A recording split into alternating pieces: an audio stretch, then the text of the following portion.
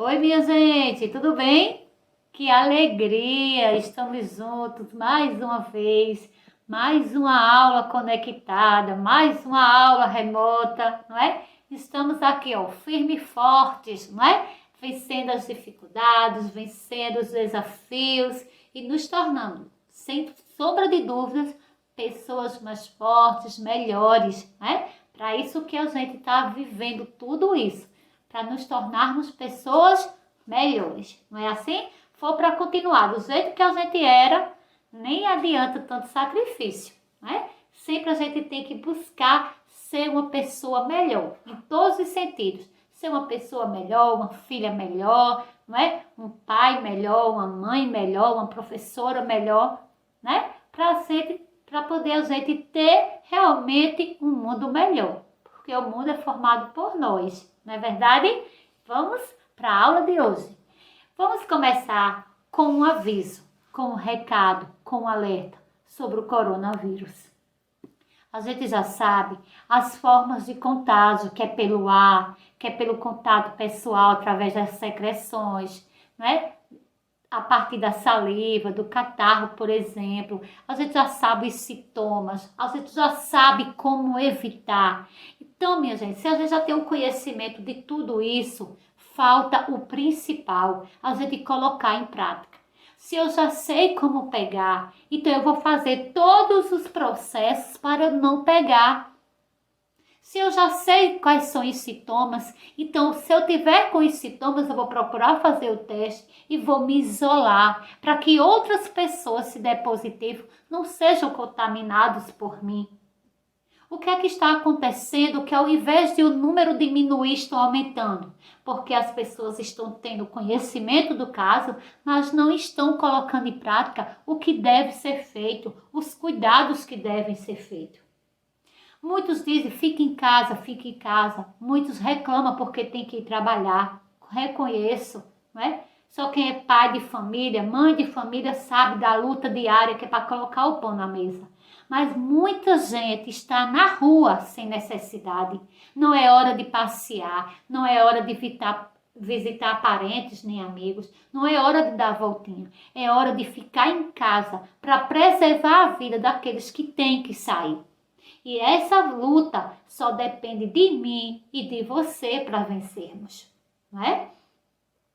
Se todos os dias a gente vê nos jornais, nos noticiários, o número de contaminação aumentando, o número de mortes aumentando, então a gente tem que sensibilizar com isso. A gente não pode só escutar, só ver e estar duvidando, não acreditando, questionando. A gente tem que fazer a nossa parte, certo? A gente tem que colocar a mãozinha na consciência e pensar. Eu estou agindo bem, eu estou agindo correto diante de tudo que o nosso mundo, nosso país está passando. Eu como uma cidadã, eu como um cristão, eu estou agindo de forma correta? Então, essa pergunta vale para você refletir, né? E eu também refleti. Vamos lá? Nosso momento da leitura de leite. Vamos relaxar agora um pouquinho, vamos aprender, vamos descobrir o mundo, não é? Leia mais e descubra o mundo. Leia mais e descubra tudo que o livro pode lhe proporcionar, que as leituras podem nos oferecer. Se a leitura me diverte, se a leitura me emociona, se a leitura me ensina, então cabe a mim embarcar nesse mundo da leitura. É para isso que a gente está aqui, né? Para aprender a ler, a escrever e colocar em prática, porque não adianta eu saber ler e não ler, né? Qual é a graça de saber ler, aprender a ler, escrever e não exercitar? Sem fundamento, não é? Vamos lá?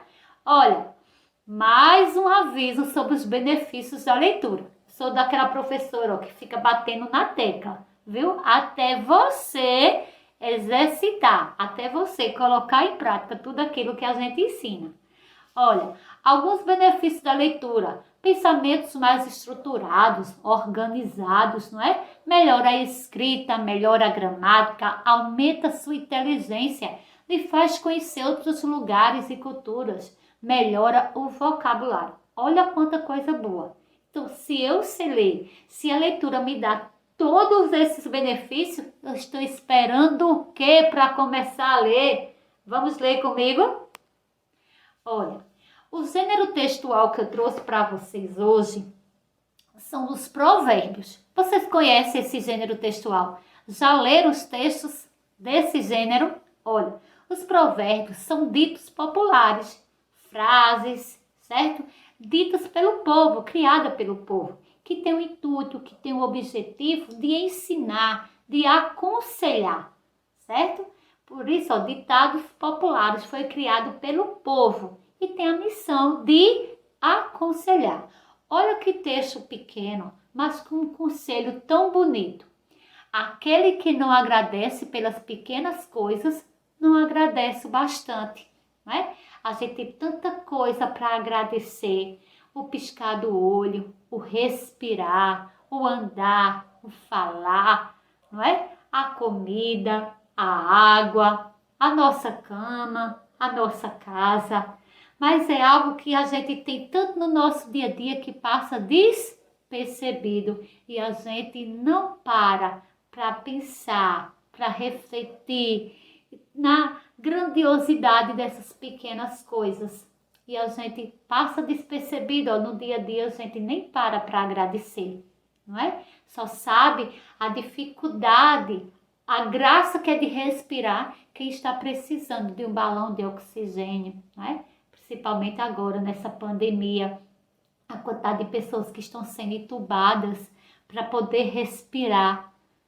Então vamos agradecer pelas pequenas coisas, para quando vir as grandes coisas, a gente também saber agradecer, certo? Vamos lá.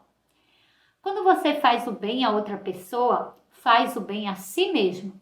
Quando você faz o mal a alguém, está ferindo a si mesmo. Então eu vivo muito de reciprocidade. Eu gosto de tratar o outro a forma como eu gosto de ser tratada. Eu gosto de ser tratada com respeito, com carinho, com paciência, não é? Com uma boa educação. Então é assim que eu trato o outro.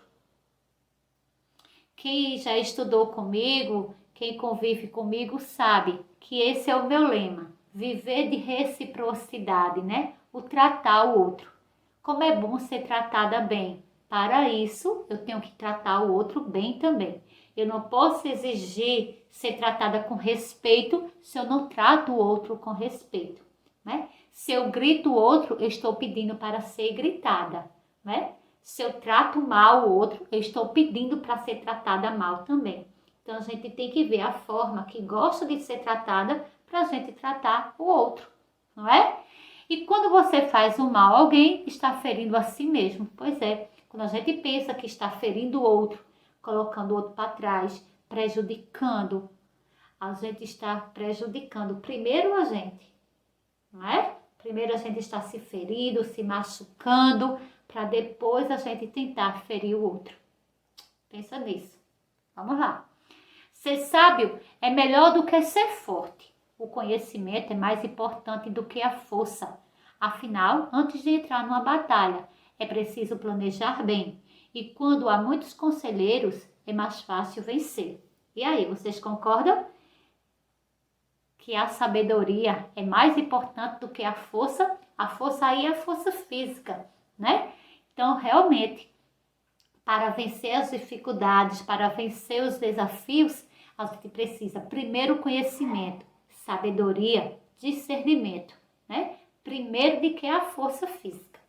Quando a gente vai logo na força física, ó, a gente comete vários erros e deixa de vencer uma batalha que às vezes era tão simples, porque faltou o quê? Conhecimento, sabedoria, certo? Faltou a estratégia correta, tá bom? Gostaram das leituras de hoje? Olha, quando a gente fala em leitura, não é só leituras de livros de várias páginas, não é? Tem leituras curtas, mas que trazem muito ensinamento, muito aprendizado. Não tá o processo de ler não está no tamanho, mas sim está nas palavras, está ali no conteúdo, no que na importância daquela leitura, certo? Então vamos pesquisar quais são as leituras que eu gosto, não é? E começar a ler a partir dessas leituras que eu gosto, que a leitura fica mais fácil de ler, a leitura fica mais interessante, mais gostosa, certinho? Vamos lá. Olha, o assunto da aula de hoje é o assunto Páscoa. Pois é, estamos vivendo esse período aí, né? Chegando a Páscoa, o comércio, a mídia focando em ovos, em chocolates, em cestas, em promoções. Mas será que a palavra Páscoa está relacionada apenas a ovos, a chocolates, a coelho, a tudo isso que a mídia está focando, abordando? Será? Vamos lá? A gente vai conhecer o verdadeiro significado da palavra Páscoa, tá bom? Vamos lá?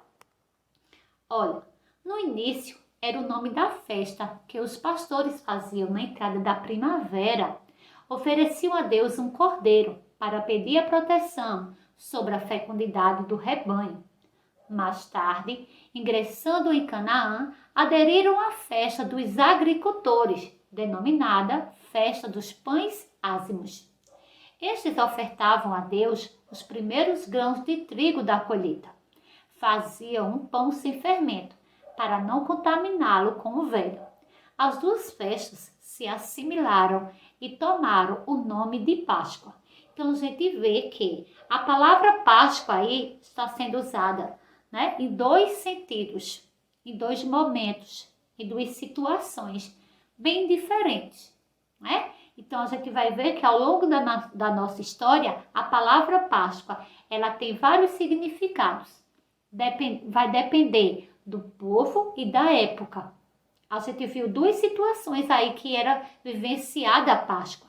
Primeiro, como início da primavera, não é? E depois, como a festa dos agricultores. Então, dois momentos de festas que eles utilizavam como a Páscoa deles. Qual dos dois estão certos e errados? Todos os dois estão certos, não é? Vai depender da forma que cada um vivencia, da sua cultura, da sua religião, não é? Do seu meio social, da sua época. Para entender como tudo começou, não é? Vamos ter que voltar um pouco no tempo. Há mais de 3.500 anos aproximadamente, no Egito, os judeus eram escravos dos faraós. Revoltados com essa situação, resolveram fugir com Moisés até Canaã, a terra prometida. Outra situação do termo Páscoa. Eles ficaram tão felizes que comemoraram sem parar e nomearam a data de Pesach, que significa passagem em hebraico. No caso deles, foi uma passagem da escravidão para a liberdade. Na Bíblia, encontramos a libertação do povo judeu do cativeiro no Egito e a passagem através do Mar Vermelho de seus seguidores. A gente vê aí outra situação, né, em que o termo Páscoa era utilizado. Aí a gente viu que a Páscoa foi vivenciada na época em que houve a libertação do trabalho escravo, quando todo aquele povo deixou o trabalho escravo para viver a liberdade. Então, a passagem da escravidão para a liberdade. Então, essa passagem aí, eles denominaram como a Páscoa. E eles chamaram, não é, a Páscoa em hebraico de Pesach. Em hebraico, Páscoa é Pesach, certo? Então, outra forma aí que eles viveram e denominaram como a Páscoa deles. Vamos lá. Chegando às margens do Mar Vermelho, os judeus perseguidos pelos exércitos do faraó teriam de atravessá-lo às pressas. Outra forma aí, não é? Outro momento que eles viveram a Páscoa, em outra situação, em outro contexto. Guiados por Deus, Moisés levantou seu bastão e as ondas se abriram, formando duas paredes de água, que ladeavam um corredor enxuto por onde o povo passou. Jesus também festejava a Páscoa. Olha, a gente vê aí qual é a situação. Que o povo de Deus, não é, guiado por Moisés, estava fugindo do exército do faraó. E quando chegou no determinado lugar, não tinha para onde eles fugirem, porque eles já deram de cara com o mar. Aí, Moisés, guiados por Deus, levantou o braço, não é? E ao levantar o braço, as águas do mar se dividiram. Ficou lado direito e lado esquerdo, e todo um caminho bem enxuto, pronto para eles passarem. Então, quando todo o povo de Moisés passou e só vinha atrás o exército, né, do faraó, o que aconteceu? Moisés baixou o braço e ao baixar o braço, as águas voltaram para o seu lugar de origem. E ao voltar para o seu lugar, o que aconteceu? Todo aquele exército, né, todo aquele povo morreram afogados. Vamos lá. Então, ó, a passagem do Mar Vermelho também foi outra situação, né? Foi outro momento que eles viveram ali a Páscoa. Passagem do Mar Vermelho, né? Então, vamos lá. Seguindo a nossa história. Já os cristãos batizaram o Pessache de Páscoa e deram um sentido diferente para essa data. Eles comemoraram a ressurreição de Cristo. Então, para os cristãos, eles utilizam o termo Páscoa comemorando o quê? A ressurreição de Jesus Cristo, né? A ressurreição de Cristo. Quando aconteceu isso, não é? Então, quando Jesus venceu a morte. Quando ele morreu e ao terceiro dia ele ressuscitou. Então, essa vitória da vida sobre a morte, eles vivenciam como a Páscoa deles, certo? Vamos lá.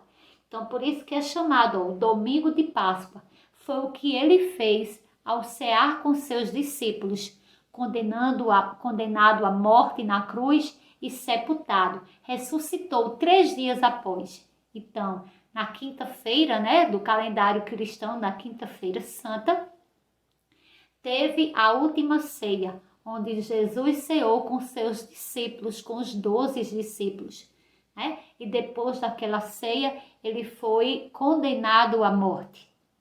Então, na sexta-feira, houve a morte, na sexta-feira da paixão, não é? No calendário cristão, Jesus morreu na cruz. Mas para se concretizar todas as palavras da Escritura, Jesus se submeteu à morte de cruz, não é? Mas no terceiro dia, que é o domingo, não é? Ele ressuscitou. Então, essa passagem da morte para a vida, chamamos de Domingo de Páscoa. Logo depois da Páscoa judaica, né? Olha, a ressurreição de Jesus Cristo é o ponto central e o mais importante da fé cristã. Então, o domingo de Páscoa é o maior dia do calendário cristão. A ressurreição, né, o domingo de Páscoa, é maior ainda essa data, essa vivência, do que o próprio Natal. Por quê? Porque vencer a morte foi algo mais grandioso, vamos dizer assim.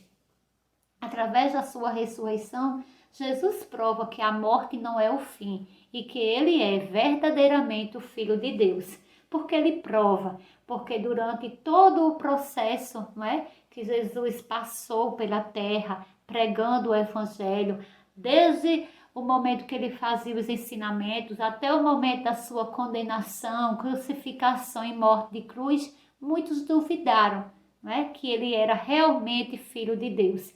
E com a morte e a ressurreição, ele provou que realmente era o Filho de Deus. Certo? Vamos lá. Páscoa significa a passagem da escravidão para a liberdade. Foi quando a gente viu, né, que ao longo da nossa história, cada povo, cada momento, o termo Páscoa foi vivenciado de forma diferente. É a maior festa do cristianismo e naturalmente de todos os cristãos, pois nela se comemora a passagem de Cristo desse mundo para o Pai, da morte para a vida, das trevas para a luz. Por isso, a grandiosidade que é vivenciado no domingo de Páscoa, dia de festa, de alegria para todos os cristãos. E aí, conheceram um pouquinho do significado da palavra Páscoa?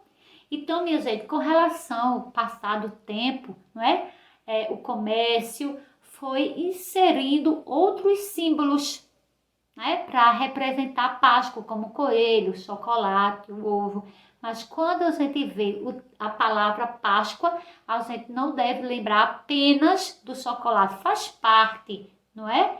Faz parte, mas não é o significado da Páscoa. A gente viu que Páscoa, para cada época, para cada povo, teve um significado bem diferente do que o comércio, a mídia, né? Eles colocam no foco para toda a sociedade, certo? Então, olha, eu espero que vocês tenham compreendido o assunto, tenham conhecido um pouquinho da história da Páscoa, não é? Que realmente a gente possa, a cada aula, conhecer, aprender, não é? Ampliar o nosso conhecimento, trocar ideias. Para isso que existe o processo de ensino e aprendizagem. Mesmo através do celular, computador, tablet, vamos manter essa conexão com o professor, sempre estar comentando, questionando, tirando dúvidas, certo? Para que essa relação fique cada vez mais ativa, gostosa, certo? Esse distanciamento social não separe a gente, ao contrário, una através de todas as tecnologias que estão ao nosso favor, tá bom? Então, com muita alegria, concluímos hoje mais uma aula. Juntos somos mais, né? Nesta aula, família, escola, mundo, comunidade, a gente só consegue viver todo mundo juntos, né? Em sociedade, existindo uma palavrinha aí, olha, respeito. Quando todo mundo respeita o outro, todo mundo consegue viver bem, viver em harmonia, tá bom? Um beijo no coração, fiquem com Deus, muito obrigada pela atenção e não esqueça de estudar, fazer atividade, interagir com o seu professor, tá bom? Fique com Deus, um beijo no coração e até a próxima aula. Tchau, minha gente!